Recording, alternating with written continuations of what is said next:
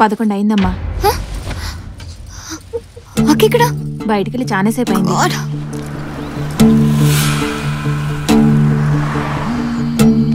నీకు ఎన్నిసార్లు ఫోన్ చేయాలి? వాళ్ళు రిసార్ట్కి వచ్చేసారు.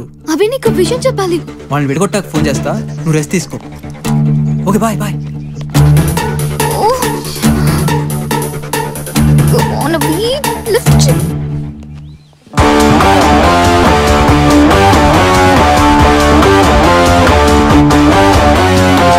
కౌంటర్ నేను తీసుకుంటాను. ప్లీజ్ ప్లీజ్ నేను పే చేస్తాను. నువ్వు మాట్లాడద్దు.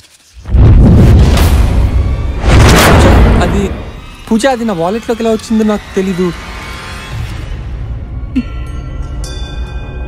నా గురించి ఏమనుకున్నావు సుధీర్? అది కాదు పూజ. ఏదో ముద్దు పెట్టుకున్నాను కదా అని. పూజ ప్లీజ్. నాది లూజ్ క్యారెక్టర్ అనుకుని దీన్ని ఏమైనా చేయొచ్చు అనుకున్నావా?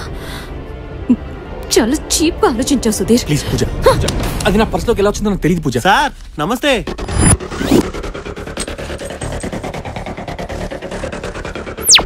ఇక్కడ రూమ్ బుక్ చేసిన వాళ్ళకి టికెట్స్ అవసరం లేదు సార్.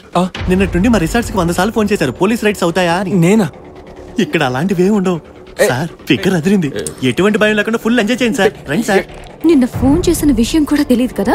అసలు నాకేం అర్థం కావట్లేదు పూజ. ఇంకా నిన్ను నమ్మితే నన్ను పిచ్చిదని అనుకుంటారు. నేనే తప్పు చేయలేదు పూజ. నీలాంటి ప్రేమించి నా ప్యాంట్లోకి ఎలా వచ్చింది? నేను తప్పు చేశాను.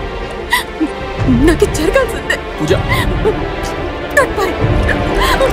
పూజ పూజ పూజ పూజ నా మాట Pooja. Pooja Pooja please please Pooja. Plan work out అయింది. మా అన్న భలే స్టైల్ కూర్చుంటాడు. ఏందన్నా పిలిచావు?